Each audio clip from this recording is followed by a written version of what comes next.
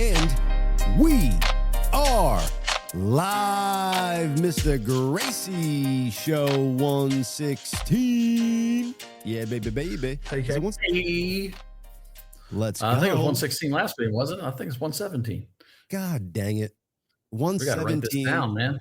That's right. Happy Halloween coming up. We got to start numbering the shows. So I'm sure you do. Do you number the shows? We do. Okay, good. Then we can look back and see, make sure we're correct.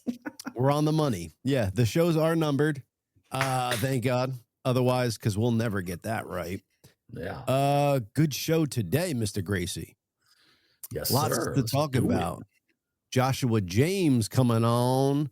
Got a lot of good, he's got some theories, man. Whether they're alternative history theories and stuff like that. So, I'm looking forward to it.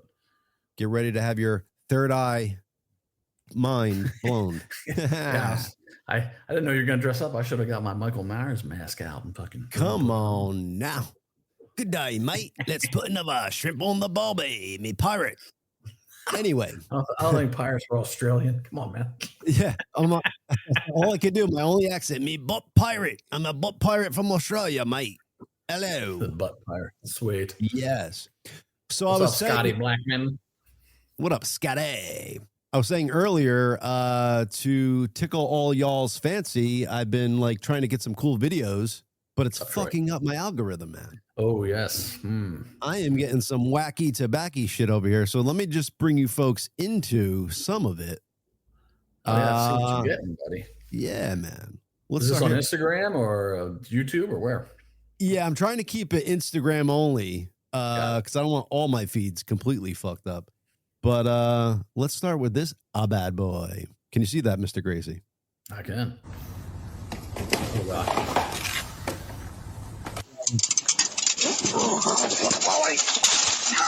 Oh, head first. Come on now.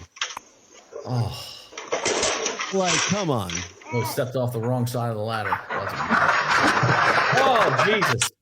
Chad, have you ever been in the middle of these? Like, do you do these like scary scenarios where you're like, I don't know if this is going to work, but let me try. I mean, I've been on ladders in my day, but I always make sure it's totally safe. And yeah. So you're set up properly and like fucking make sure everything's four corners are touching. Yeah. Sometimes it doesn't matter how safe you try to be, you know, still shit happens, but I've never fallen off a ladder. Thank God. But so like this guy, it seems like he's setting it up in the middle of like, I think he's over a fucking like a stairwell. Oh yeah. I would never fucking do like, dude, hell no. Yeah. It's like you're asking for it at this point. Oh, dude, come on now. I mean,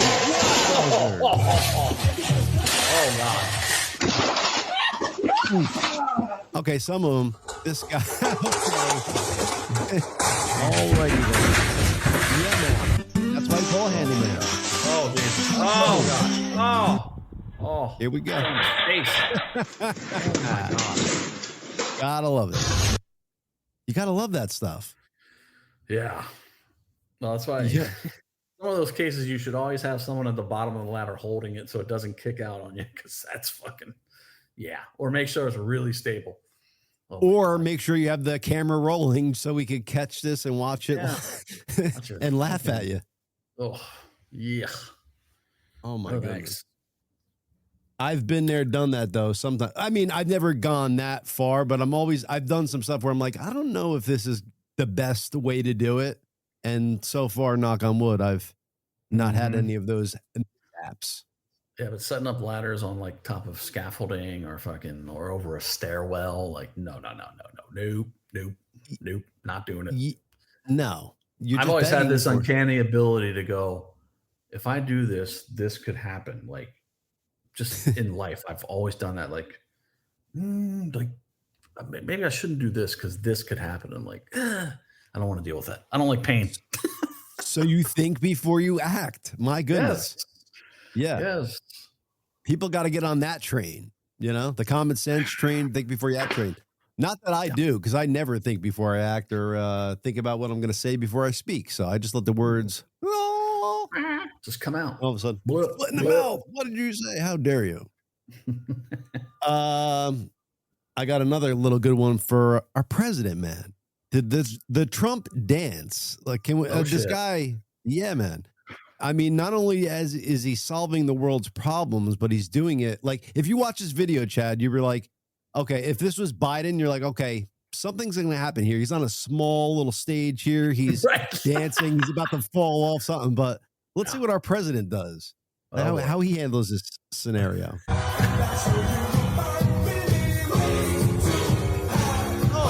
Let's go, President Trump. Like hilarious. Got the whole That's what I'm saying now.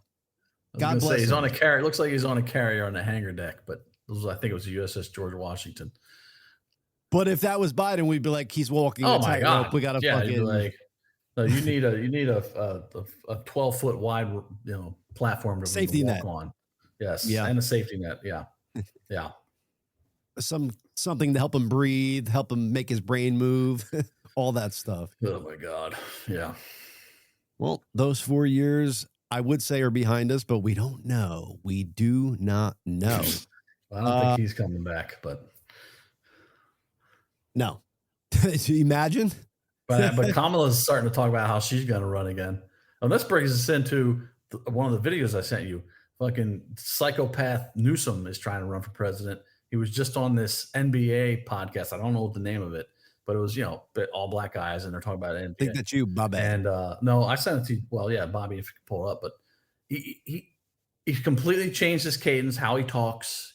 He's talking about how he's like, oh, is this all about paying the bills, yo? And like, I used to eat Wonder Bread and mac and cheese. Like, shut up.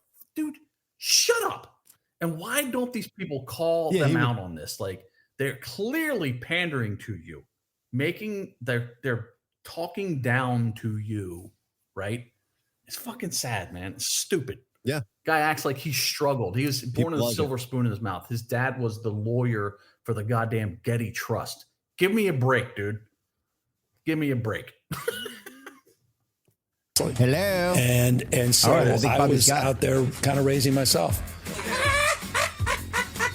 This one's good. There's another one I sent. Turning on the TV, started, just getting obsessed, sitting there with the Wonder Bread and 5 stacks of every day in the backyard, just bouncing the basketball, throwing the ball against the wall until the ball is just like framed, man. And your arms fall off. That's it, the whole thing. So just, and then, then this student that was shitty student is in the back with his head down, all of a sudden started throwing the baseball a little faster than everyone else. Greasy-headed Gavin Newsom wants you to believe that he's from the streets, man. He's hardcore. What is it about the left and their continual pandering, change the voice, change the cadence of their speech, everything, in order to prop themselves up in front of whatever audience they're talking to? Be real, dude. You were born with a silver spoon stuck up your ass, and you know good and well you never did without. And then you're going to talk about what? You going to act like you were fatherless, Why, so these black guys can relate to you or something like that? Now your dad's back in the stands. You're disgusting. Could you guys please be real? Could anybody out there please be real? Please try it. Give it a shot. Maybe it'll work for you. You want to throw? And why is that silver why is that spoon black dude sitting there taking that? Like, he knows he doesn't talk like that. This guy's got to know that this dude was a silver spoon kid. Like, he didn't grow up on fucking Wonder Bread. Give me a break, man. That's the guy is a psychopath, and people are like, he's going to be a great president. He's smart. Like, what? Yeah, he is intelligent. He's intelligent at fucking telling you lies to pander to you to try to get you to vote for him. That's all he's smart about. It's insane. He's the white privilege that people are talking about. Exactly. Exactly. Yeah, and pretending that he's not. Yeah, now man. He's on an NBA show saying, "Oh, hey, Wonder Bread, man." You're like, give me a break, dude. I was out in the backyard with my basketball sticking to my hand so I could, oh yeah. Like, give me a. Oh my God, it's so crazy. And then some of those kids that couldn't read, they were starting to throw the ball faster than me, So I was like, yeah. It is pathetic. Come on now. What do you got there? Oh, Bobby just added himself, I guess. Alrighty then. Got some kind of issue going on, live man. show, folks. He's going on and off at will. Yeah, What baby. What's going on here? At will. Good show today, folks. Joshua James coming on. Got a lot of good things that he's gonna talk about. Stuff going on in the world that you might be privy to, you might not be. You see me? Now you don't type of deal. Yeah. But it's kind of weird, man. Again, I'm watching that Ed Gain story, and it's just so creepy that a motherfucker could wear skin. And I started watching it. I'm in the second episode. Literally, it's just creeping me the fuck out. Like, first of all, the guy, what's the actor's name? He did an incredible job. Hunan. From Sons of Anarchy. Amazing acting. Jesus. So believable. I'm like, this guy. So good. Like, I'm watching this going, this is fucking creepy, man. This guy's fucking creepy. Mother. Ugh. Yeah, man. Did you get to the part where he hits his, like, literally beats his brother in the back of the head? Yeah, that's kills in the first him. episode, yeah. And, yeah.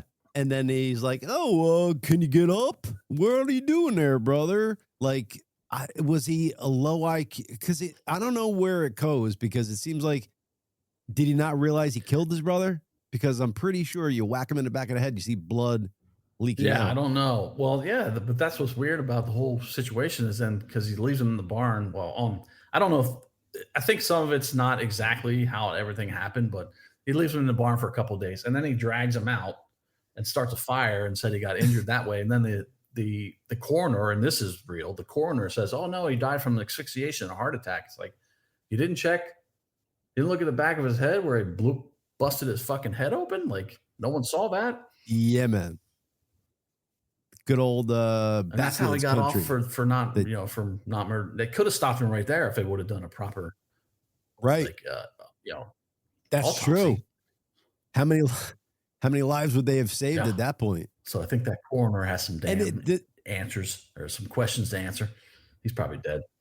Yeah, man. Probably. Yeah, but I guess that's that. And they were like, whatever. Cut. Case is cut and closed. Yeah. You know?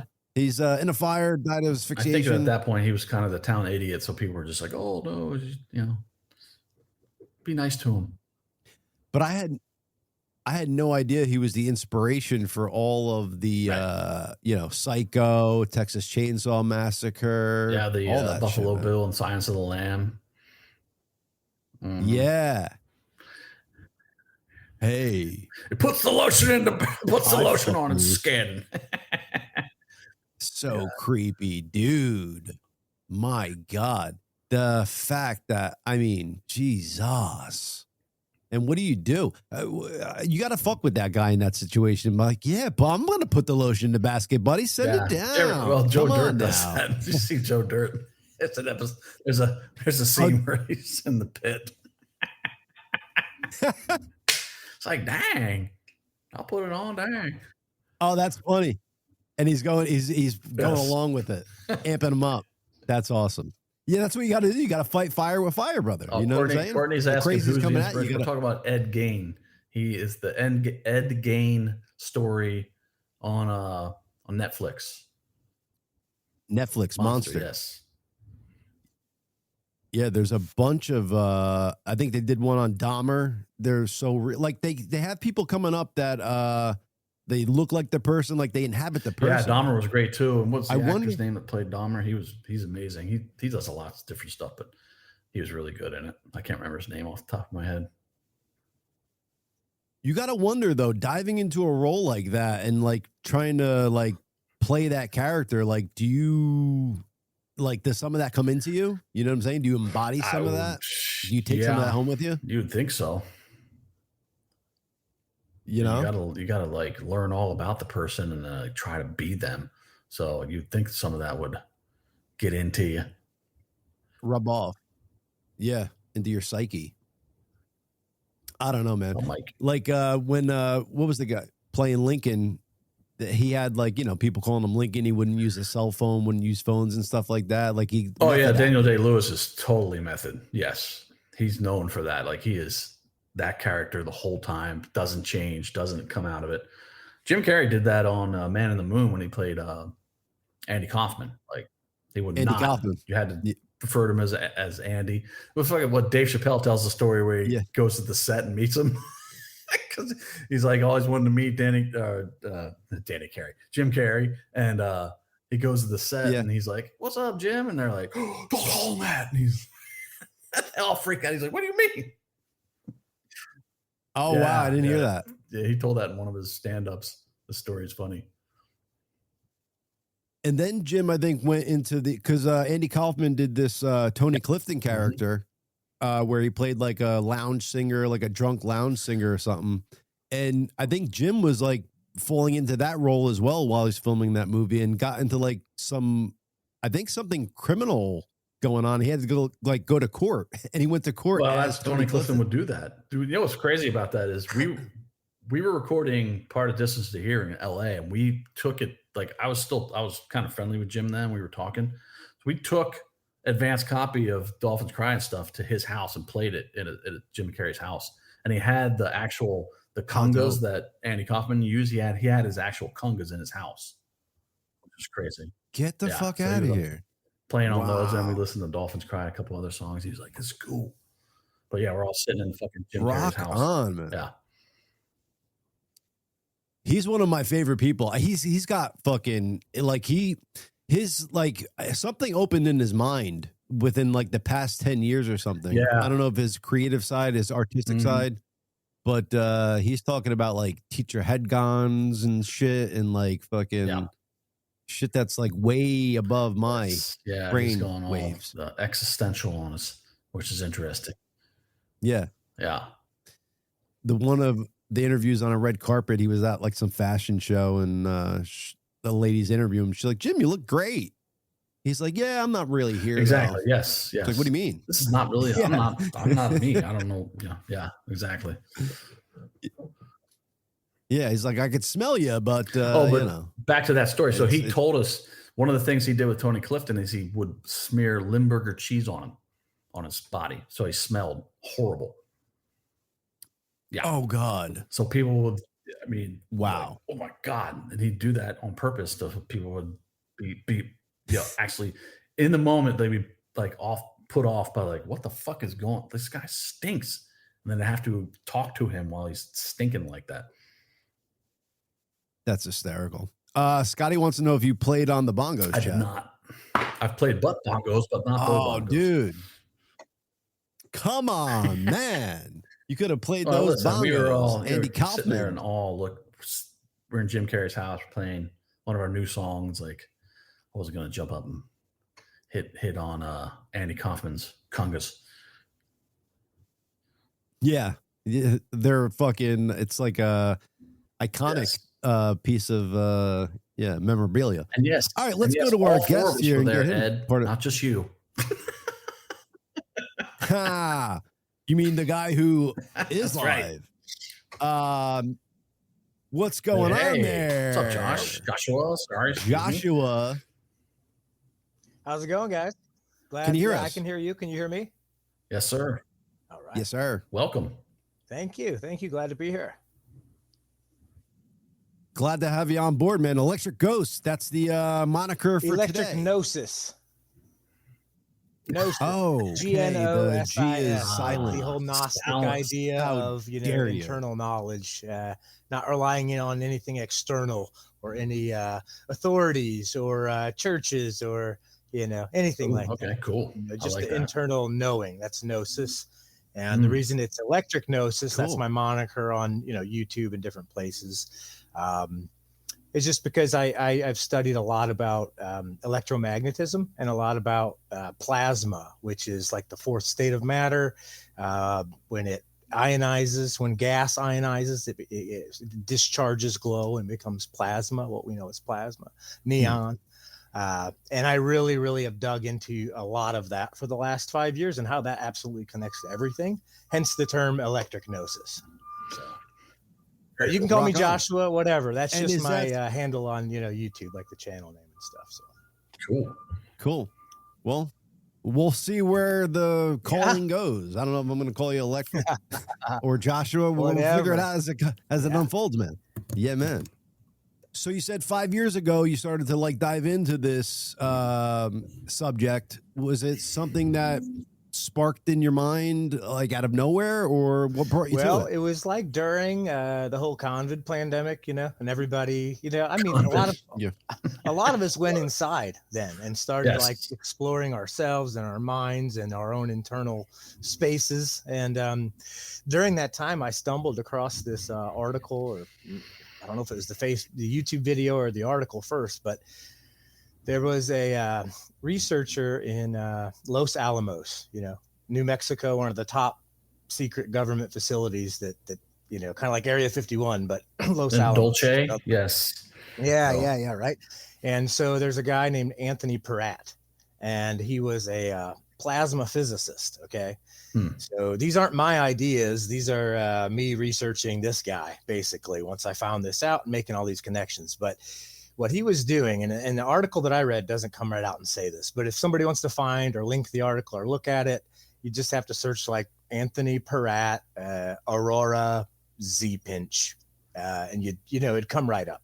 And it's about a 26-page article. Maybe Bobby. It's a lot of it's about a 26-page little PDF article he published, and I don't think it comes right out and says it this way in the article, but I think what he was doing was working with plasma for the government, like ionized gas, like neon is plasma, lightning is plasma, those little plasma balls that, there you go, you know, those are plasma.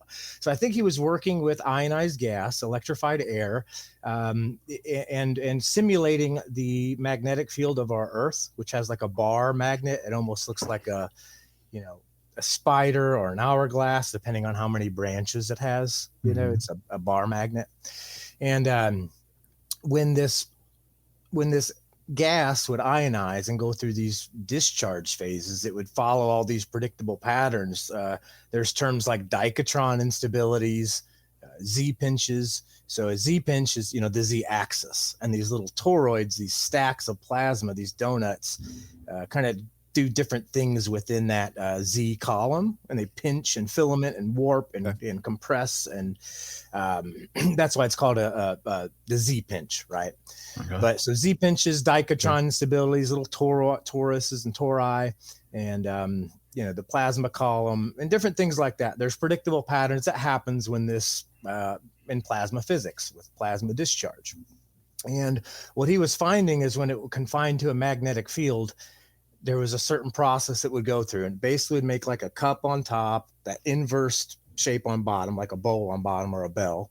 And then in the middle, there's this stack of toroids, and it will go up to 9 little donuts, and they'll eventually compress and fill them and just into one little donut, but it'll only look like 2 dots because that's the hottest and brightest part of the toroid. So it ends up looking like this squatting man, this symmetrical squatting man with these 2 dots below his arms, between his legs, like an hourglass, right? And you can just, you know, if you want to find an image of that, just Google squatter man plasma or squatter man petroglyph, and it'll come right up, like image search it, right? And so everybody can see exactly what I'm talking about. So he was like, you know, doing that research, and then a guy named David Talbot, who is friends with Anthony Peratt, found his work and told him, hey, these patterns that this plasma is making, there are petroglyphs all over the world that match this pattern. I know where it comes from. So Anthony Peratt didn't believe him at first because he thought this was, there you go, that's the squatter man image, that's the plasma discharge, and that's somebody's rendition of what it might have looked like in the sky there, like but the top right, the purple one, is basically a colorized version of the radiograph that Anthony Peratt found when he was doing these images, right? Okay. And then David Talbot said, hey, I've seen that before. Peratt's like, no way, this is $30 million Los Alamos, you know, underground, top secret stuff. You don't know these shapes. And he's like, yeah, they're on petroglyphs all over the place. So then Anthony Peratt and John McGovern and a couple other people wrote this paper, right? And there's a part 2 to it as well that I just talked about earlier, Z-pinch, Aurora, Anthony Peratt, you'll find it. And they went around and documented, I don't know, I'm just spitballing here, in at least 100 countries and thousands of petroglyphs. Like, wow. And they documented the latitude of them, right? And what they did was they basically reconstructed through a supercomputer proof that the ancients saw something in the sky, that something lit up like an old Christmas tree, like a neon, like Paul Simon, the people bowed and prayed to the neon gods they made in the Sounds of Silence, right? Something lit up the sky like a neon sign, and the ultimate, the culmination of it was the squatting man that was electric and hurling off like cosmic discharges in the form of thunderbolts, and that's where we get Zeus and Thor from, right? And things like that. And there's so much other stuff connected to this. But in this computer database, what they found out was there's about 80 different styles of plasma discharge and 80 different styles of plasma, or petroglyphs rather, that they can direct, like correlate to each other and say, this is from this stage, this is from this stage, this is this stage, during the different stages of the evolution and instability of the plasma discharge. And the last thing I'll say, and then I'll kick it back to you in case y'all have any questions before I go too far. They were also able to not only determine like what stages of the discharge the petroglyphs were from, but they were also able to understand why each one looked different at each different latitude, because where you are in a room is going to impact how you perceive whatever you're looking at. Like if I put a 6 in the middle of a room, one of us is going to see a 6, the other a 9. If you're on the sides, you're going to see a sideways 6 or a sideways 9. And it's like that with all the petroglyphs, depending on like the altitude and the latitude. And they basically just have proven that this event happened. And that's what they've scribbled on the walls of the petroglyphs, because their mind was blown by this sky event that later got turned into, you know, religion and all that stuff. So there you go. That's my introduction. Well, love it. That's beautiful. What is the theory of what caused this in the sky? Like how this have been causing? Great question. So there's several theories. Okay. So the first one to really posit a theory about it was a guy named Immanuel Velikovsky, and he wrote a book called Worlds in Collusion. And at first he blew up and he was like praised in the scientific community. I think he might've even won some like Nobel Award or something. Immanuel Velikovsky, Worlds in Collusion. And he did a bunch of research, and this is what David Talbot did too. David Talbot wrote a book called The Saturn Myth.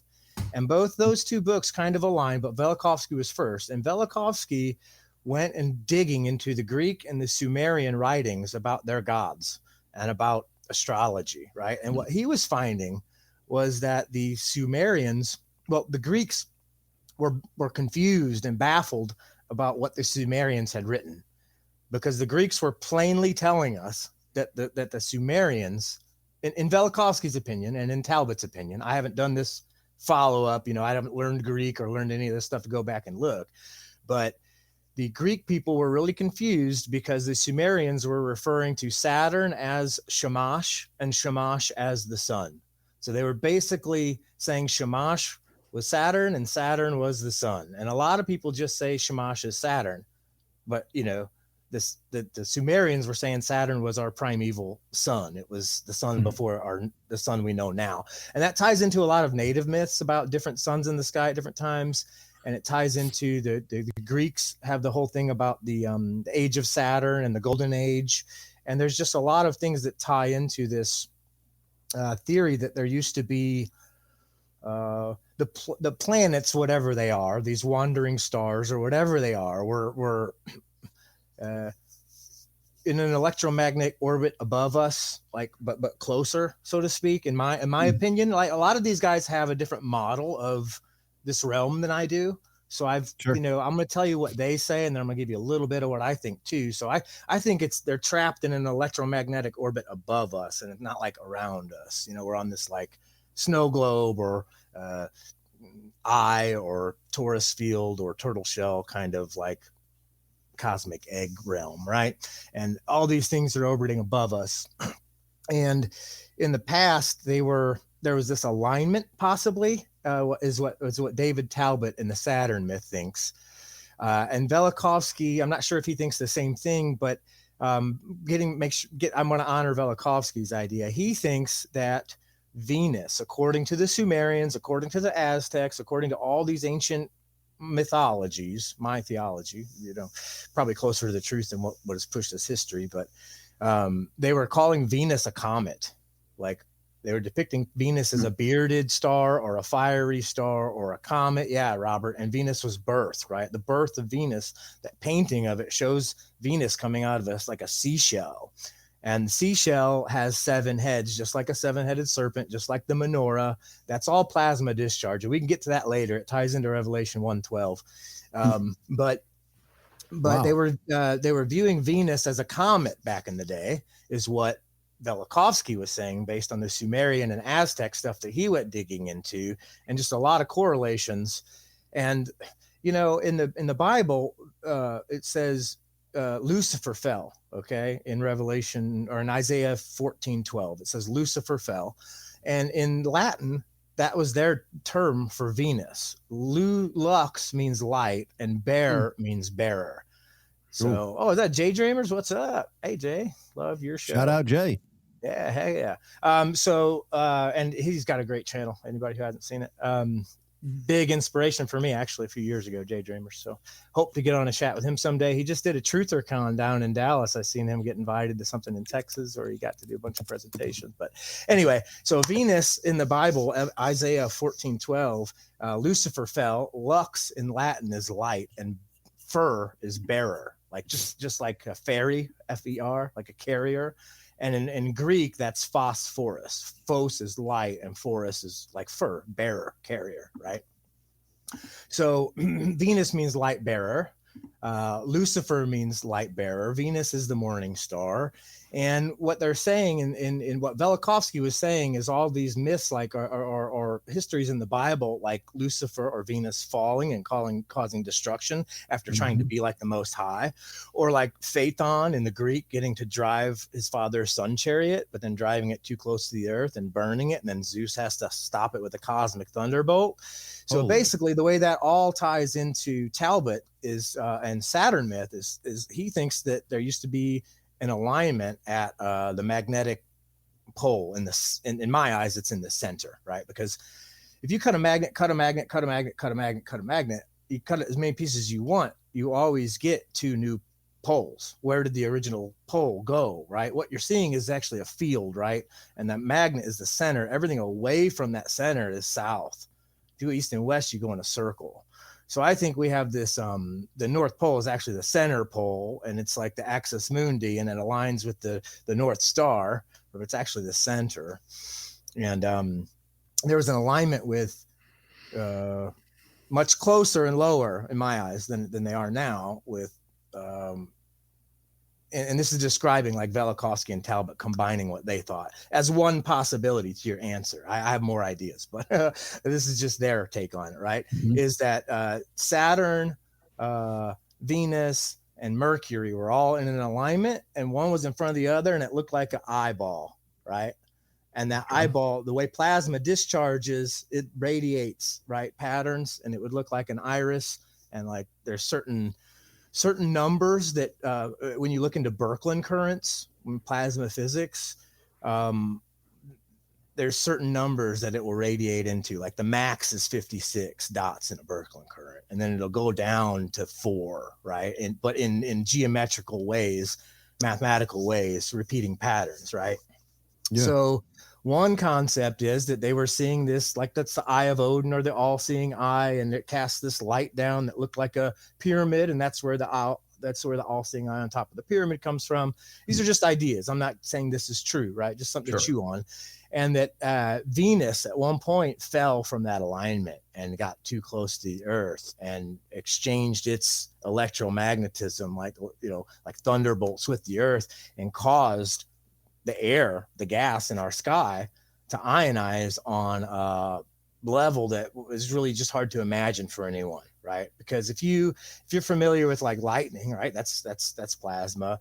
These upper atmosphere discharges, like elves and sprites and ghosts and trolls, and that's plasma, right? Now plasma can create and adhere to magnetic fields. So if something like lightning happened because of something changing in our sky, like a like a planetary orbit or whatever those are, coming too close and causing the air in our sky to ionize to gas, lights up, and then starts conforming to our magnetic field. And then that's what could have caused something. Interesting. Right. Wow. Also could just be from some random comet or meteor, anything big enough to really excite the electromagnetism in the gas in our sky to have it ionize on a mass level, anything that could cause lightning, but like on a unfathomable scale, much larger. And plasma physics is scalable.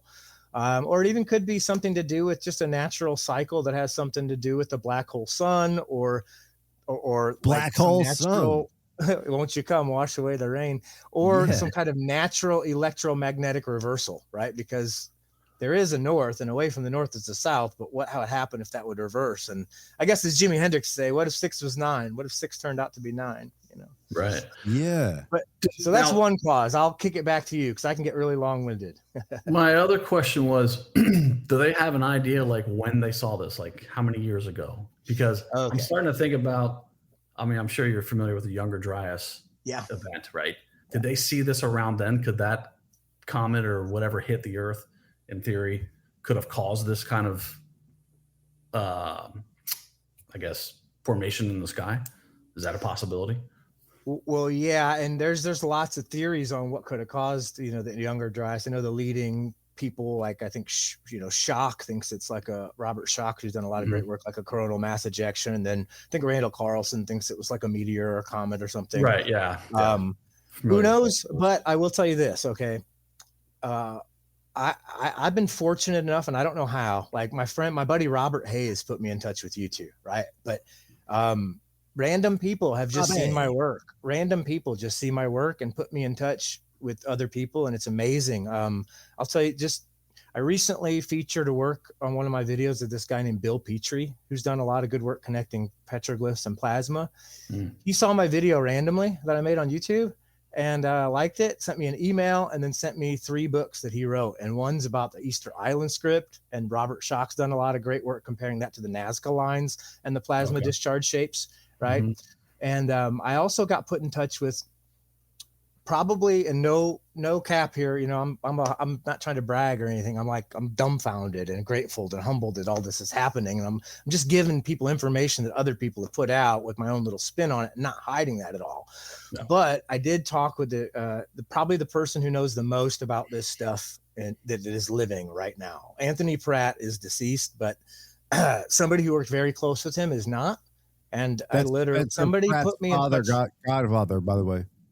Somebody, what's that? That's Spencer Pratt's grandfather. Oh yeah, from the hills, or whatever show that was. All right. Okay. No, it's Peratt, P-E-R-A-T-T. But I don't want to say who it was, but it was somebody who worked very closely with Anthony Pratt. Okay, and it was involved in documenting some of the latitude of this stuff that I talked about earlier, right? And he said that it is pretty well known in the scientific circles, but not, it's kind of kept under. It's not allowed to be like, what do you say? People get blackballed when they talk about it, or they get censored, or it's encouraged for them to shut the. Right, so it's something called the Lechamp event. It was responsible for one of these, but also he thinks it's a 13,000 year cycle for the most part. Like basically half of the precession of the equinox, which is like this approximately 26,000 year cycle. Right. Maybe at the top and the bottom of that it happens, but also there's a lot of evidence to show that that smaller events happen more frequently within the bigger events. So the way I see it is like a yuga cycle, right? And or the precession of the equinox, same thing. And in these 26,000 year cycles, there's certain points where things heat up around here. And, I'm sure most people know about the 2 things that happened in Russia. Was one called the Tunguska event. Yeah. And there was another one too, but I can't remember the name of it, but it was, Jay Dreamers talks about it a lot. It's the one where even after the power went out, like telegraphs would still send because there was so much just electric charge in the air. Oh wow! Okay. Yeah, Carrington. That's it. The Carrington. Carrington. Okay, Carrington. Yeah, I've heard of that one. Yeah. So I think those are like mini versions of what we might see, and they do happen in smaller cycles within the bigger cycles. But I kind of I kind of think that the big ones, the absolute parasite cleanse, that like when like nobody, you got to probably be really close to the center or below ground to survive the major one that I think happens about every 13,000 years. Yeah. And I think potentially the way the younger Dryas could be linked to this, that maybe some people might be missing, and this is just a theory of mine, is that, look, every action induces an equal and opposite reaction. So we live in an intelligent system. Mother Nature, self-regulates and corrects, right? She's going to come around and put it back the way it ought to be, right? Yeah. And hopefully we learn to swim or get underground. But I think when this plasma event goes off, it's plasma can get ridiculously hot. Imagine if lightning times 500,000, right? And it wasn't just local, and it literally made the mountains, right? When lightning strikes a beach with sand on it, it'll pull the sand up and it'll turn the sand to glass. It's called a fulgurite. Now, if we can do that with sand, imagine, just again, scale that and just say 500 or 5,000 times more. Could that, if you look at the mountains from above, they look like Lichtenberg discharge patterns. Yeah. Which is the pattern electricity makes. Okay. And even in lots of books like the Bible, I'm not a Bible thumper. I read all the stuff and see how it connects. But they talk about the mountains melting like wax in that book, right? Wow. So, this event, the Hopi talk about how strange clouds, wingless craft, and stars lead them to this god figure named Sotuknang or something. And then Sotuknang takes them underground to the ant people. And the ant people help them survive this fiery volcanic cataclysm. And then the Hopi reemerge. They're if you ask them where they came from, we came from the middle of the earth. We came up from under the earth, right? And because they really did, after they got saved by these ant people from this cataclysm, because they watched the sky knowing it's coming, the watchers maybe. But then when the Hopi came back up, still to this day, they celebrate the Bean Festival to honor the ant people who taught them the art of food storage and saved them while they were underground. So, interesting. Wow. When is now getting back to your point, when is the next one? How does that tie into the younger Dryas and stuff? Well, electrical discharge could create the patterns in the ground that meteors supposedly create. Yeah. Like if I've researched a lot of stuff about even arc welders who stumble upon this knowledge will be like, yeah, that's could be just as easily be electric discharge you're seeing there, stuff like that. And freaky. So if it were that, if something caused that much heat, like just turn this whole little place into like an oven for a little bit, wouldn't the Earth like introduce a rapid cooling event to kind of set things back to normal? And maybe that could have caused a rapid cooling as in response to that event. And that event also could have boiled the oceans and there would have been less water around here. And there had to be that in the past because there's stuff on the bottom of the oceans and people didn't build that with scuba gear. Right. Yeah. And when the oceans evaporate, right, we're gonna have a lot more salt in the air. And then you start to think about people who talk about things like the sodium vapor canopy, right? A time where there weren't really oceans and there was just like this purple glow in the air because there was so much like salt vapor hanging out, right? And then maybe what contributed to the flood could have been even when that vapor canopy collapsed, right? There would have been moisture in the air. So, and I think to answer your question, to hammer it home, so I don't sound like I'm rambling, because I really feels like it ties all together. Yeah. The younger Dryas ties in. Wasn't that like 11,500 BC or something, right? Around 13,000 years ago? Yep. Right. Yep. So I think it might be one in the same event is kind of what I'm getting at, and that we might be due for it real soon, relatively speaking, Like within 100 years type of deal. Well, some people that research this stuff, and I don't like to put a date on it because I think no man will know the hour. And I think personally, it's like a feedback loop. I think that's one of the reasons the people in a lot of power try to keep us oppressed and fighting each other and just like a lot of people say they harvest or loosh or whatever. But I think we live in this like feedback loop, right? And they want to get back to this time where there's more oxygen in the air, there's less pressure on us, and it's like everything's green, and it's like this golden age, right? After the Kali Yuga resets things again. And I think that's why one of the reasons maybe why they make things so miserable for us. And I think that that's one of the reasons I refuse to put a date on it, because I think it could happen. It could happen relatively soon. Some people that study this stuff, and I won't mention names, but some people put dates as soon as next year. Some people say like 2038, 2040. Those are probably the biggest 3 dates I'm seeing in the near future right now is 2026, 2038, and 2040. I don't like to put a date on it though, because I think it's up to us. I think we can, like the 100 monkeys, when 100 monkeys kind of learn something, the whole, like every monkey everywhere learns it. I think that if we wake up to the nature of this reality and that we are in a feedback loop and that we can collectively and consciously create a different reality, that event doesn't have to happen and something completely different can manifest. So, but yeah, I hope that answers your question. Yeah, that's great. Wow. It makes a lot of sense. It really does. I mean, yeah. And it's also freaky though, to think like, along those lines, because it seems so logical. It seems so, it seems more prolific than some of the stories you hear from, the Bible type of deal. And I think that, oh, sorry, go ahead. No, I'm just saying you're kind of blowing my mind here. It's kind of stuff you kind of feel, you know what I'm saying? Like it's, you kind of know it type of deal, but you don't want to believe it type of deal, Well, yeah, I mean, I know that we're lied to about a lot of stuff. And I think that, when people do hear truth, when they're ready for it, I think it resonates with them. And, I don't claim to have it all figured out. I'm just sharing it, what I feel based on my 5 years of like ADD research since I started like digging into some of this stuff, and if it resonates, you're great, but I'm not trying to convince anybody of anything, but it sounds like it does resonate, which is great. Mm-hmm. It just seems like the people want to just like not pay any mind to that, like these underground, civilizations that they're finding and stuff like that. Like if something is on the precipice and we could prepare for it and counteract it, shouldn't we be working towards that rather than saying, no, it didn't happen, or, coming up with some other scenarios? Like, I guess because it's scary, the shit that you're talking about. And if we don't have all our ducks in a row to kind of counteract it, we're kind of doomed type of deal. Do you think could a pole shift cause that as well? That figure to appear in the sky, like that kind of plasma discharge? Well, it depends on what you like. We have to first define what we mean by a pole, and okay. I think it's a magnetic pole.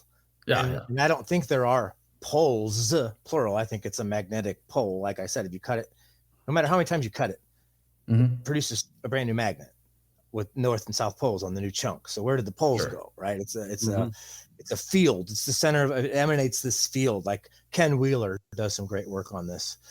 And Lori's letting you know that the Bible is the truth there, James. Well, hey, and let's see, and Jay Dreamers just remind us to consider the implications of a world with electrically charged atmosphere from such a cyclical event, right? So what would happen is you'd be able to harvest the energy from the ether or from the sky easier. Basically, when they pull it from the ground, it's called telluric currents, right? Some people call them dragon lines or ley lines, but Tesla called them telluric currents, and that's why he had his residence out there in Colorado near Telluride, right? Because he was pulling the telluric currents from the Telluride area. Some people would call dragon lines or ley lines. And you could also in the upside down world or whatever, right? Like Jay's talking about, after the next cycle when there's a charged atmosphere, you'd be able to harvest it from the air easier. And that's why you see all these buildings in the ancient times that have these fractal designs on their antennas. Jay's done a lot of great work on that. He exposes the fact that, they're not lightning rods. They weren't lightning rods. They were to harvest, I made a video recently on St. Elmo's fire, right? So a lot of people don't know that there was this phenomenon in these ghost towns and high elevation towns and on ships with these large metal masts where this blue electric glow would be attracted to the metal on the boats or in the high up towns. And come to find out, it's plasma. It's St. Elmo, and they call it St. Elmo's fire. And it's the same. Foo Fighters is St. Elmo's fire. So there are ways to build architecture in fractal ways and certain metals to more easily harvest that electrical energy that people would call plasma or the ether or orgone or chi or kundalini or whatever you want to call it. I'm sure there's a million names for it, from the air, and then use that in some way. And most of these, like cathedrals, right? Okay, think about this. The sun in the Sumerian, the sky god was called Anu. That sounds a lot like anode, right? And then that's an anode provides the charge. And then down here we have cathodes. I mean cathedrals. I mean cathode rails. Right. Did I say cathode rails? I meant cathedral. We have cathedrals down here. And then we also have things called basilicas. Okay, they're called that, I believe, because they're made of basalt and silica. Silica, and silica, right? And they're all these churches and cathedrals. They weren't meant to worship anybody. They were built over like aquifers, and they probably had like salt water down there, and they were doing something with the energy and the salt water. And I think it ties all into the star forts, these star forts where there's like over 2,000 of them in like 70 different countries. These big, they call them bastion forts or star forts, but they're these huge mega, they called them, they were for castle defense built during wars, but there's no way. They were left over after this cataclysm. And then the people that go around, see, the people that survive underground when this happens, they preserve the secrets of electromagnetism. And then they come back up and they're like the mages with the magnetism secrets, the magicians, the mages, the magi with the magnetism secrets. They're looked at as gods. And then some of them are benevolent or eventually, you know, turn into rulers and kings and khans and czars and khazars and, you know, all that stuff. But that's basically what's going down here is we have this cyclical event. We have people who know about it. They hide underground. There's different cycles. And during the positive times of those cycles, when we're all not usurped, right, there was this ancient grid basically that connected the whole entire realm that we know of through ley lines, dragon lines, telluric currents, electrically charged water, salt water through these star forts and bastion forts. And they were harvesting plasma or, you know, etheric currents from the air and from below and using that in ways that we can't even imagine. So so there is the theories that the pyramid, the Great Pyramid, was a power source, probably using what you're talking about right here. And then also I'm thinking about, you know, they find all these megalithic structures, especially comes to mind the walls in Cusco, Peru, that are with polygonal stones that are basically melted together. You think is the theory that they could have harnessed this plasma to melt stone and make these walls and megalithic structures? Maybe. I do know that there's a lot of like Jesuit manuscripts that show like the Archimedes death ray, and they're basically just showing a mirror and them harnessing the sun through a mirror.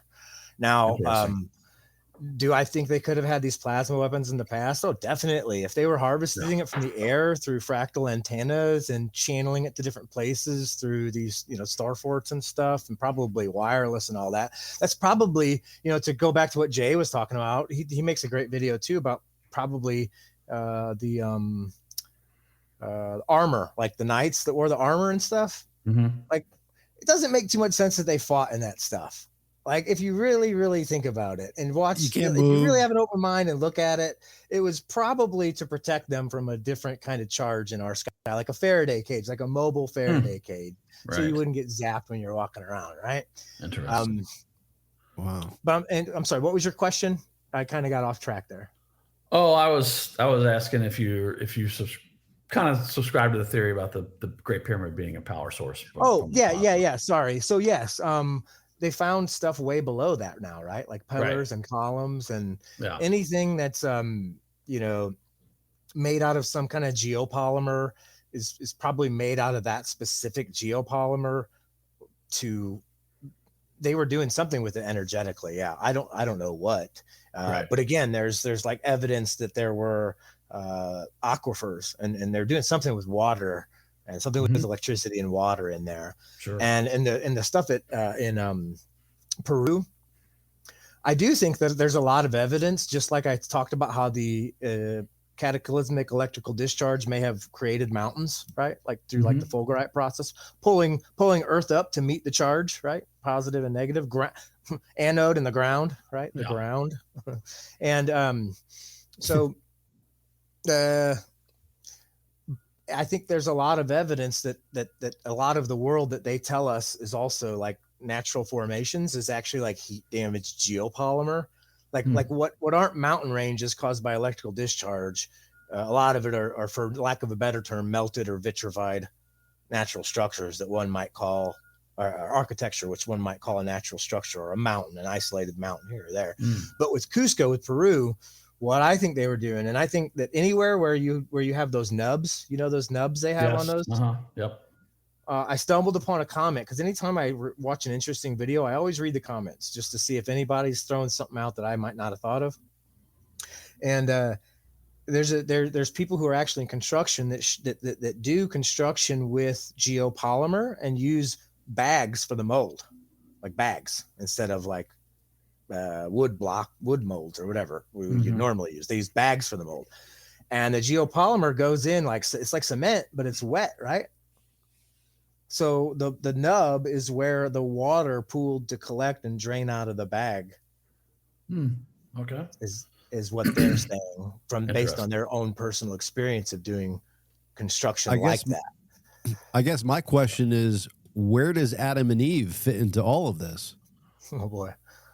Well, I think that there's a lot of truth in the Bible, but I also think that the Old Testament and New Testament are completely different things. It's like they don't really even belong together. And the Old Testament is highly has a lot of information that the Sumerian tablets have in them, and the Sumerian tablets are older. When we start talking about the Epic of Gilgamesh, the Atrahasis, and the Enuma Elish, and no, I'm not talking about like the Zechariah Sitchin Freemason Disney version, right? I'm talking about like the actual scholars who translate this stuff and don't say it's aliens from outer space, but rather like it's almost like how in the Bible they talk about how the sons of men mated with the daughters of women and produced the Nephilim. There's like a real small part in the Bible about that. Well, yeah, in these Sumerian tablets, it tells a little bit longer story, and in the book of Enoch, it tells a little bit of a longer story. In the book of Giants, it tells a little bit of a longer story about that kind of stuff. And it almost seems like there was a race of humanoids that were more advanced than us and may have had a hand in creating us through some kind of hybridization program with other humanoid species or animals potentially. I think they spoke like this. They were the robots, but right. I don't know. Yeah, I know there's any opinion on Adam and Eve and the Bible and Jesus is going to stir up a lot of emotions with people, but the bottom line is that regardless of how we were created or came to be, we all have I feel I have a divine fractal spark of the Creator within me, and it doesn't matter, who had a hand in this physical prison or flesh suit or monkey suit or mech suit that I'm in. I'm a divine fractal of the supreme being, and I don't think of myself any less no matter what was in fact, I'd be prouder of myself that I still woke up and remembered all this shit, even though I've been intentionally dumbed down through these people trying to control me, or whatever. But right. So Adam and Eve, why were they kicked out of the garden, right? Why is the fruit of knowledge, knowing the difference between good and bad, why is that a bad thing? Why is it called the serpent? True. Right back then, and later it became the devil and Satan and Lucifer? And why does Lucifer also mean Venus? And Satan comes from the Hebrew word for adversary. So if we're going to talk about the Bible, I'm not a thumper, as you know, but I know a lot about it. I could go pretty deep with that. And I think Jay is actually doing a video with somebody breaking down the book about now I know there's a lot of confusion about it, but there's some book that supposedly the CIA banned or they prevented from being released for a while, or they didn't want certain parts of it public. Yeah, I've heard about this. But the Adam and Eve story and it. Right. But the only thing is that book, the reason why I think it can't be too correct, or I'm not too worried about why it might have been hushed by the CIA or whatever, is because it talks about all like earth covered with water, and to me that just makes no sense. I've never seen water stick to all sides of a spinning ball in my entire life. So I don't know. I everything I read or I consume, I take I separate the baby from the bathwater, and I try to dodge the hijack, right? And there's some interesting information about a cyclical cataclysm in that book, so it is worth exploring, but from the perspective of, you know, dodge the hijack as you go in, you know.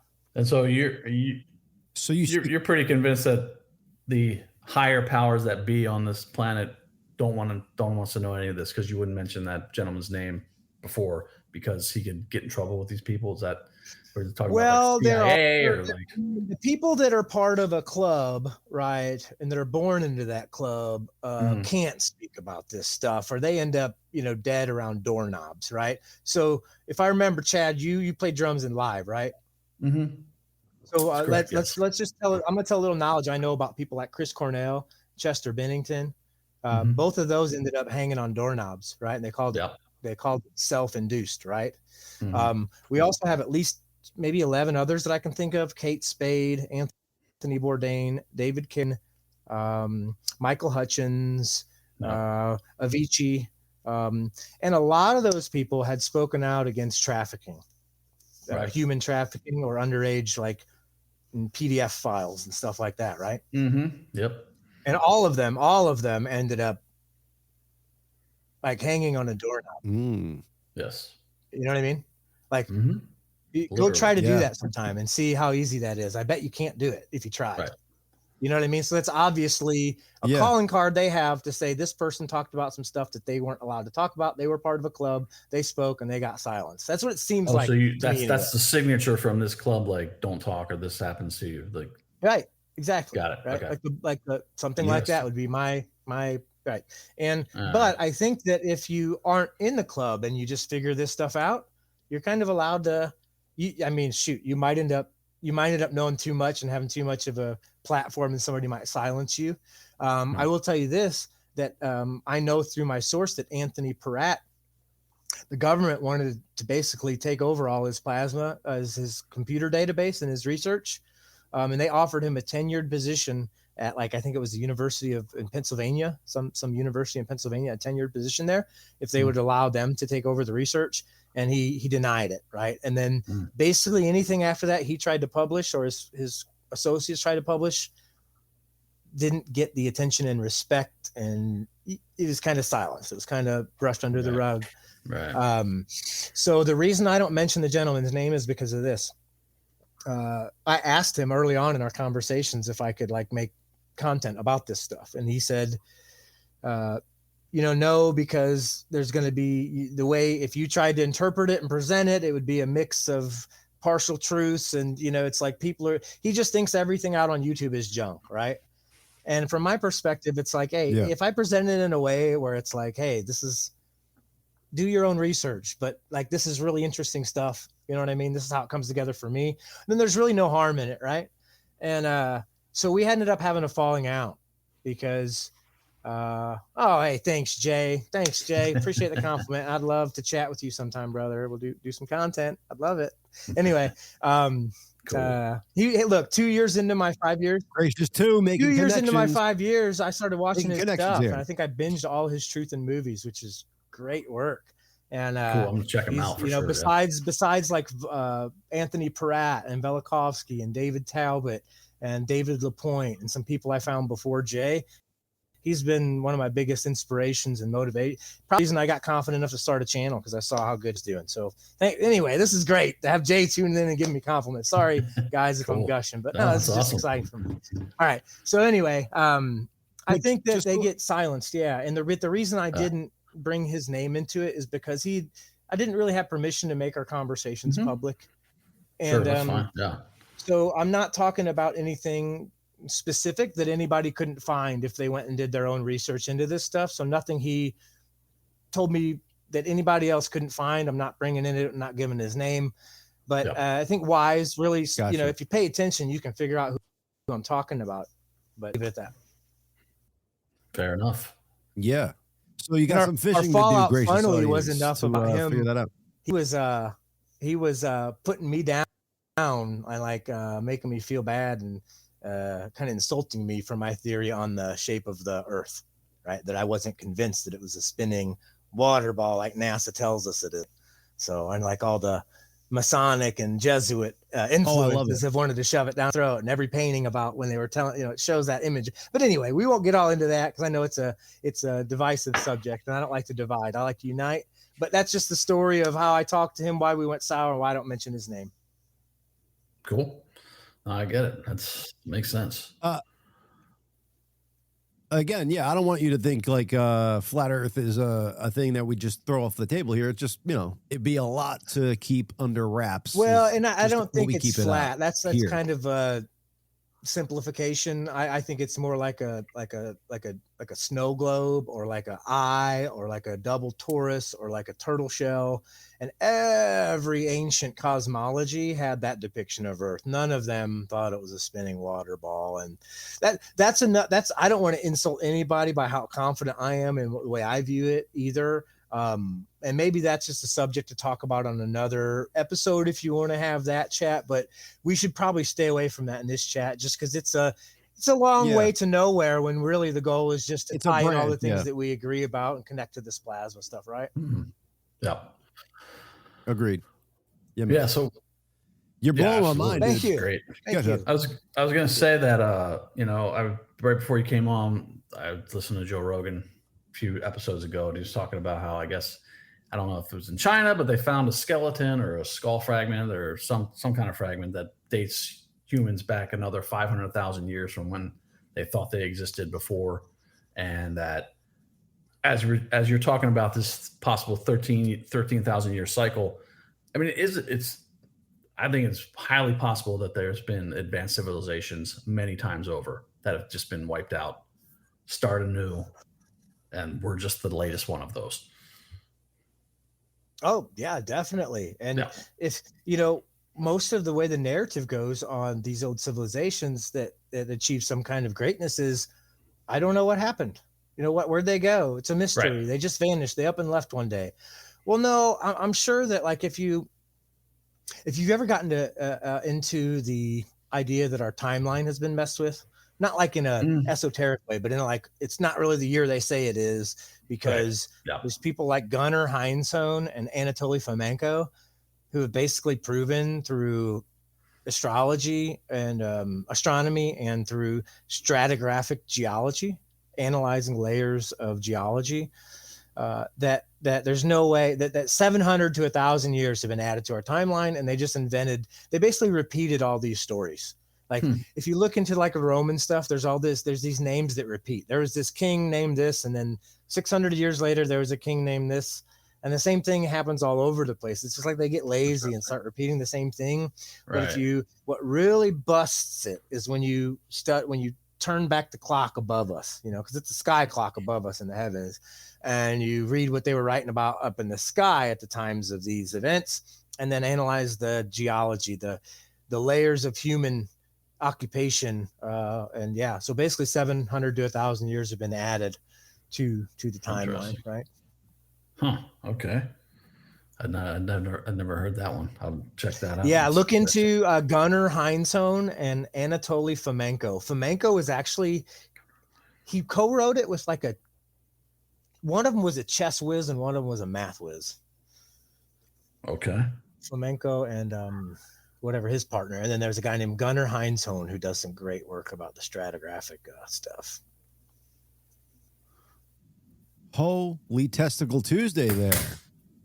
I mean, this is all, I mean, it all seems legit, kind of what you're talking about here, and makes more sense than kind of what we've been given, the narrative we've been given.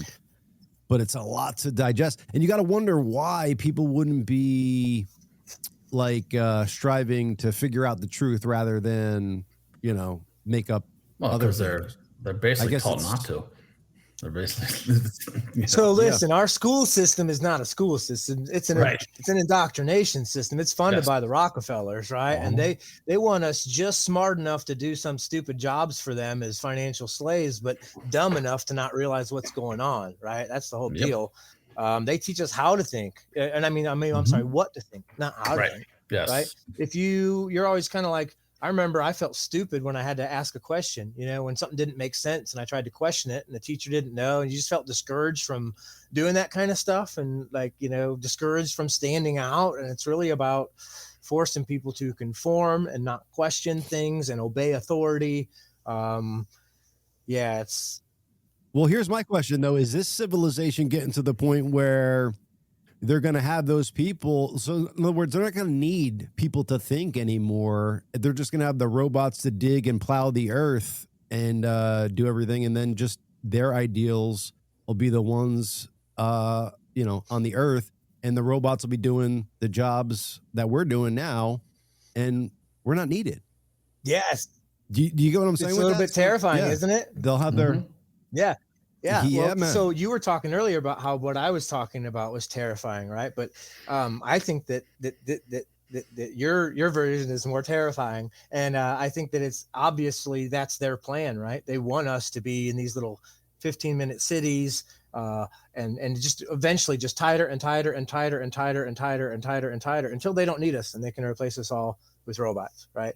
Keep our population down, keep us under surveillance, keep us sick, keep us dumb, keep us divided while they try to replace us all with robots eventually, so that we never do revolt again. In the Anunnaki stuff, the Sumerian stuff, it talks about how they had originally had this class of beings called the Ajiji, and then the Ajiji got tired of digging their tunnels and building their castles, and they revolted, right? So maybe this time around they're trying to make sure that doesn't happen. But my message really isn't ever a message of fear, because like I said, I want to go back to the 100 monkeys thing. 1:11:11. That's how long we've been talking when I said 100 monkeys. Okay. 1 hour, 11 minutes, 11 seconds. Boom. Just notice that out of random. Okay. Wasn't waiting for it. But the 100 monkey is when enough people, you know, the concept translating from monkeys to humans, when enough people find out about the truth of something, like it just spreads like through the ether, right? Like you don't, like just all the humans pick up on it, or all the monkeys pick up on it when enough, like a certain number do, or 100 or whatever. So if we can all really, really, really just like start opening our minds and realize how powerful the mind is and how much we, on an individual level, let alone a collective level, control reality, then things would change. Like there've been studies that show when there's a transcendental Buddhist meditation that it lowers crime rates in areas, right? Like think about the placebo effect. Like people will take a sugar pill thinking they're going to get better, and they get better. Think about faith healing. People believe that, you know, Jesus will heal them, and Jesus heals them, right? What's really going on is it's their mind, right? If you believe in something enough, you trick your own body into producing like serotonin and the chemicals and the processes that it needs to go and fix whatever's going on. Like positive thinking can literally trigger things inside the body to make changes, you know, just based on but you can't fake it. It's really how you have to believe in that level, and you have to almost get there through testing that faith, you know, and seeing the universe respond to you. Like back to what I was talking about earlier about like a feedback loop, right? And this even goes to the level of surgery, like physical surgery. If you cut somebody's knee open and try to pretend you're giving them arthroscopic surgery or whatever, the studies show that they're just as likely to report just as much improvements as somebody who really had the surgery if all you did was knock them out, make a cut, and wake them back up. So it's like the power of the mind is so, but people don't even get it. That people don't even scratch the surface of it. You know, they tell us we use 2% or 10% of our brain or whatever, but it's like we have the ability to control reality in unbelievable ways, just on an individual level. And all I got to do is think about the placebo or faith healing, right? To acknowledge that, to realize that. And then, you know, I've kind of made it a personal mission. Well, that's probably what they're the most scared of, is if the people actually realize the power they have inside them and work together, they're fucked.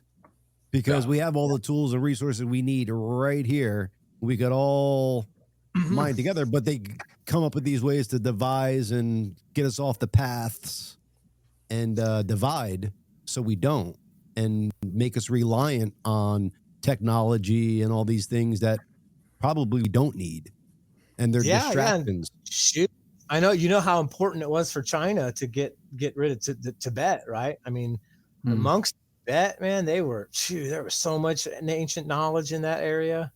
And you're talking to the man that played the Tibetan Freedom Concert right there, Mr. Chad Gracey. Yeah. All right. Yeah. 2 times. Yeah. That's one of my dream destinations, is to go to Tibet. I've always been fascinated with that. I must have had a past life there. I don't know, I've just been fascinated with Tibet and just their version of like Zen Buddhism and just the structures and, you know, everything. They were very big on, you know, the power of the mind. And I remember reading stuff in maybe grade school or high school about Buddhism and Zen and getting into that. And then when I started later in life learning about quantum physics, I was like, holy shit, this is what they were talking about. Right. Yeah. Yeah. There's no way you take a vow of silence for all these years and you're sitting there miserable. Like they got to be onto something. You know what I'm saying? Yeah, like man. They could probably trigger DMT releases in their brain and they're just sitting there blissing out for hours. Yeah. They're like, look at these assholes. We're over here fucking chilling, like doing what we're supposed to be doing, letting our body give us in tune to the world. And they're over there, you know, going to work. Yeah, exactly. They're doing the man's work. Wow. So I'm reading this book by Dan Brown. So I like Dan Brown. He's a great author. Me too. His latest book is about this woman who has this theory about that consciousness exists outside of us and that we are just an antenna for it. And then it basically goes into how, if that is the case, if our consciousness exists outside of our brain is just a receiver of it, that makes us all one. Right. Yeah. Well, Tesla said that. Nikola Tesla said that same thing. I found it fascinating. I was like, yeah, it makes total sense. It's our brains are just receivers for, well, and then I started thinking about like being in a band and songwriting, like these ideas come to the person that's writing the song, the lyrics, the melody. It comes out of the universe. Like it comes to them. It's not in the brain. It comes from outside. And like you always hear songwriters talking about how you just woke up and you had this idea, or it didn't just pop into your brain. Like if you have to work and try to write something, it usually isn't going to be like catchy. Yeah, generally not. Yes, generally not. But I just found that fascinating. And just, you know, since we're now talking about just everyone being one and with religion and all that stuff. I also read a great book many years ago called The Untethered Soul. I don't know if you've heard of that book or read it. It's fascinating because this guy, the doctor who wrote it, regresses these people back to basically their soul state. And they all, through hypnosis, and they all kind of talk about the same thing happening, is that they leave their bodies, they go back to an energy source, which you could call heaven if you want. And each being has a different color based on their level of where they are to ascending to the highest point. But there's like a God figure, but it's all energy. And then they choose in that state to come back down into a certain mother, to choose a certain life, to learn different lessons. And I've always found that fascinating because it kind of ties together, you know, reincarnation, heaven, different religious views on what's after this little piece of life we're all living. And you know, there's been studies done in, I think, University of North Carolina or Virginia, one of those two, studies on reincarnation by legitimate like professors there. Like they got like more than 500 cases, and each one has like a rating of how likely they think it is. And I've watched documentaries and researched that stuff, and it's mind blowing, right? Yeah, it's mind blowing. And Jay Dreamer is quoting Lightning Crash's lyrics. Go ahead. What's up, Jay? Beautiful. Yeah. Eddie did a good job with those. So, and then you talked about, you know, just kids remembering their past lives and just being uncanny stuff. And then talking about, you know, kids saying, you know, I remember choosing you, like choosing their mother, right? Stuff like that. And there's also the whole idea of the bodhisattvas in Buddhism, like souls who choose consciously to keep coming back here over and over until all sentient beings are awakened, right? And I actually, this is a great plug. I'm going to plug one thing. My YouTube channel, Electric Gnosis, there's a video premiering today in about 5 hours. Not quite 5 hours, 4 hours and 45 minutes, 42 minutes. Countdown. Yeah. What is it? 4 o'clock Arizona time. That would be like 6 o'clock your time or something. Eastern. 7 your time. Seven, yeah. But I recently decided to look into the Book of the Dead, the Tibetan Book of the Dead. And when I started looking into that, I started like, I wonder if I should look into the Egyptian Book of the Dead too. And then I did. right? And what I found was that they were very, very related to each other, and they're more so like tips for how to live your life, as well as, like, I think it's a misnomer to call them the books of the dead, basically. So that's premiering tonight on my YouTube channel. I'm going to be live in the chat to discuss, what comes up with people when they're hearing that. And I got a few more lives coming up over the next few days of I dive into a lot of stuff. I've only been on YouTube for about 5 months. I got about, 100 videos or 70 videos plus some shorts. And they're in depth. Recently, I was only at 500 subs like 2 weeks ago. And then somebody, Library of the Untold, shout out to Joey, shared one of my videos or my name or something. It hit an algorithm or something. One of my vids went to like 55,000. Nice. And I've got like almost 7,000 subs now from 500 a couple weeks ago. Cool. So I just subscribed. it's cool. Well, yeah, thank you. Yeah, thank you. You come correct. You know what I'm saying? You come with you're not just spouting out from the mouth. You come correct with knowledge. You know what I'm saying? You're bringing some cold hard facts that people, should hear. So it's undeniable at that point, So it's good people are finding your older videos and leading them back to your channel. It's cool. Yeah, it's cool. And I got a lot of stuff on there. So I will say this, if anybody, like, the focus is on the plasma stuff and everything connects to that. But if somebody wants an introduction to the plasma, just go check out my playlist section. And on the playlist section, I have a Squatter Man playlist, and that's the best place to start. And then after that, the Strange Gods playlist probably. But yeah, cool. The intro, I made an intro video basically, so nobody's, because it's hard. You don't want to start from scratch every time you explain this stuff. It's a lot. Right. Yes.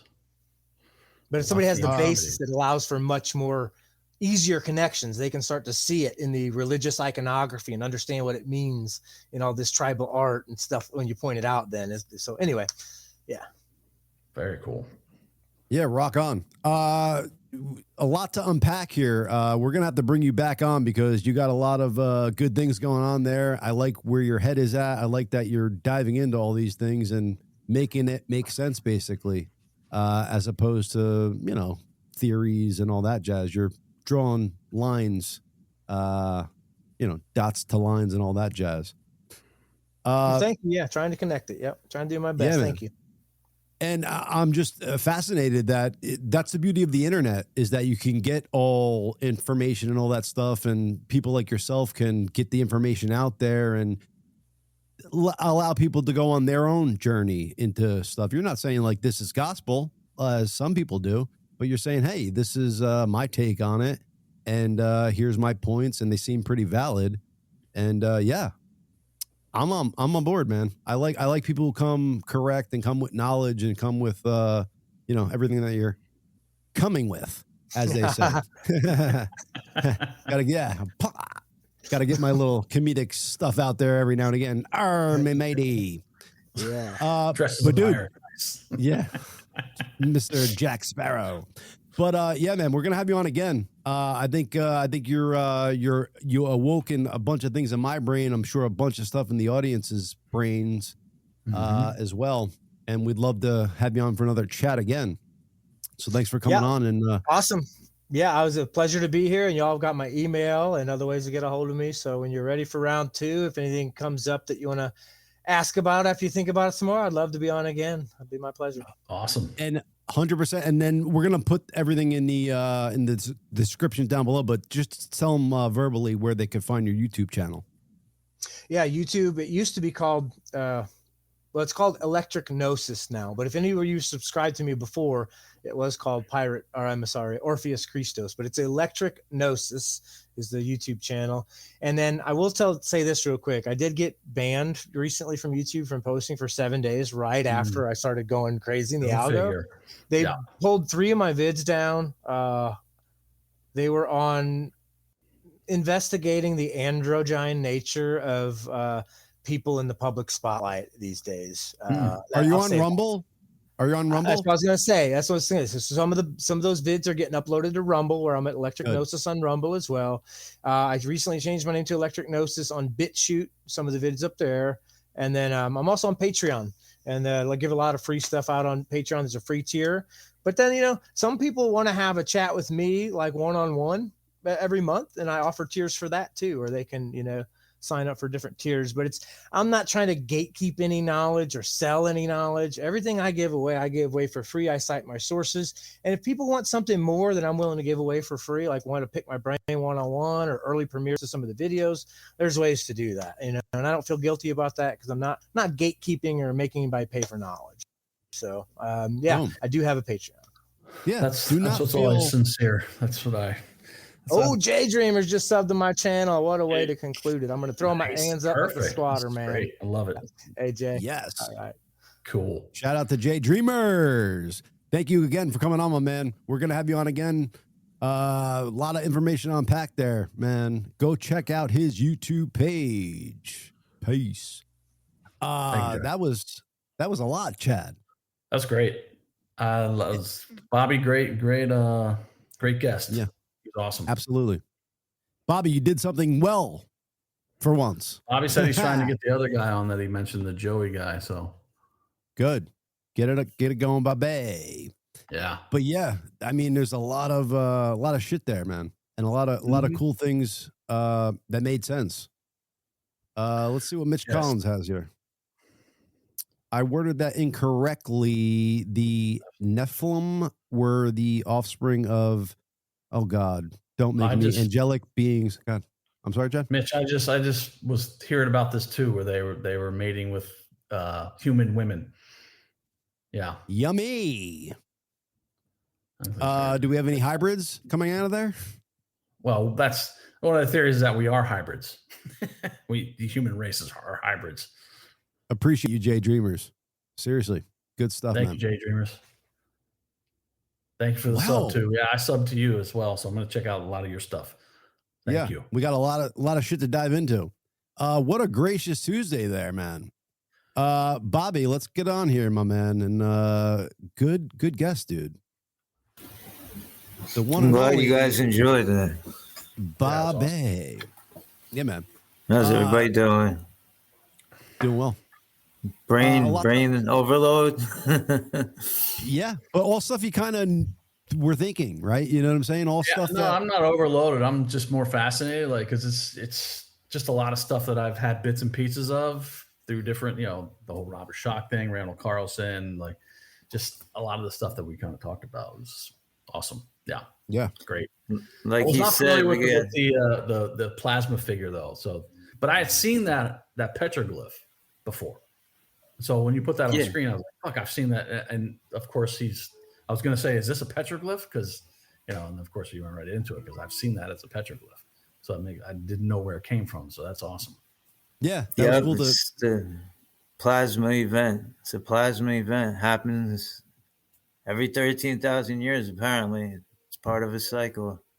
Right. That's why I was like, man, this sounds like this could have happened during the Younger Dryas. Some bunch of people saw that in the sky, or that people that weren't directly affected by the Younger Dryas saw that in the sky in different latitudes of the planet, and then put it in drew it on stones. So, oh yeah, there are definitely pockets of survival. There were pockets of survival, and it's just crazy. I mean, and we all know that all these billionaires have these ground bunkers being built and stuff like that. So they know something that they're not, letting us all be privy to. But it's starting again where those underground things are being built. And I saw you saying Trump was, building the ballroom and doing underground shit under there. The White House has already had those underground bunkers and stuff for years. Yeah, I'm sure he's upgrading it though. Yeah, making it more plush, some gold couches and stuff like that. Probably. So apocalyptic days, you say, sure, remember, consider, but why do we choose suffering? So I was going to go into that about the untethered soul. The doctor that wrote it talks about this, that in your spiritual state or whatever, your soul state, whatever you want to call it, you choose to come down and become you choose a life of a murderer or someone that was enslaved or something. It's like bad shit happened to you because you're learning lessons throughout different lifetimes to ascend to a different level. in the soul state. I agree with that 100%. It's like, yeah, why would you choose to become a murderer? Why would you choose a mother who is enslaved by whoever is, their whole, why would you choose to be murdered? Because you're learning a life lesson that, you take back up to your soul state, and that ascends you to different levels. Anyway, that's just a theory. That's a great book too. That is a great book. Yeah, it's amazing. Plug that book. Plug that book again. I talk about that book all the time to all kinds of people because it's amazing. It ties all this stuff together. It's crazy. It makes sense. I mean, especially if you're coming back to, if you know that you're coming back to the earth, you know what I'm saying? You want to. Well, he talks about going to other planets too. Like they don't just come to Earth. You can go to other places in the universe, just Earth. Yeah. Yeah. And it would make sense though, if you had the knowledge, like going in, like, yeah, I want to put myself in a difficult situation. This way I could get enlightened for my next realm or whatever. It would make sense that you put yourself in the difficult places, but I would probably be like, no, dude, come back as a cush little, pillow. Well, you can choose that life too. Yes, you can choose that life. And Lorianne saying no second lives. It's like that. I mean, according to the Bible, yes, but you do have these kids who will recall specific and very detailed events of a past life. They'll come, like there's this one kid in, I think, of Iowa who came back and he started talking about this fighter. He was a World War II pilot and he could name people that were in his squadron with him, like literally. And then and his parents were like, what the fuck? So they started looking it up and he was right. He was naming this guy, John Smith, who was his best buddy, and all these different people in this fighter squadron. And this guy died in World War II. And this kid who had no connection in that, didn't hear anything about this from anybody that was so connected to him, was spouting off these facts just like they were second nature to him. Like he was there. And then eventually when you get too old, like 5, 6, 7, you start to just, all that stuff starts to fade. You forget about it. Yeah. So anyway. There's even I'm sorry, you go, John. No, go ahead, Bobby. Go. I was gonna say that even Jesus, he went to India for like 20 years. He was studying in the Eastern arts. He even talked about yes, exactly. He talked about reincarnation. I mean, there are like books, apocryphal books that aren't part of canon, that talk about reincarnation and what Jesus thought about reincarnation. It's a real it's kind of weird that they scrub like plenty of years from Jesus's life in the Bible. Like he's got up to about 12, and then he comes back when he's around, I don't know, late 20s, 30s, right? Is that something? Yeah, like 27, 33, something like that. Coinciding with that time in Eastern philosophies, there's a man that shows up that they kind of describe just like Jesus, who's learning their teachings. So anyway, it's it's all crazy. It's all crazy. Let's leave the audience with something fun to look at and not all kind of doom and gloom. Here we go. This is for y'all. Yeah. Boobies. Holy fucking shit! I'm just looking at it. Oh my god! Balloon's going. Oh my god, I'm gonna vomit. Oh my god! Is that fun? I'm this is fun to come out. It's definitely fun. I want to go on that ride.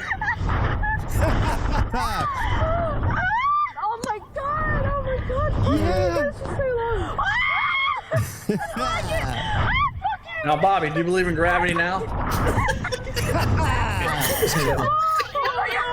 my god! I can't.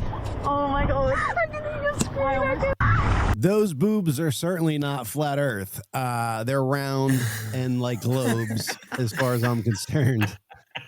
But yeah, where can I find her? Yeah, she'll be screaming next to you on a ride near you soon. Mm-hmm. Anywho, Bobby, say goodbye to the audience and all that jazz. Bye, everybody. Subscribe. Keep watching. Love you all. Thank you. Send us tip pics. And before we go, John, we got to talk about our sponsors. Yes.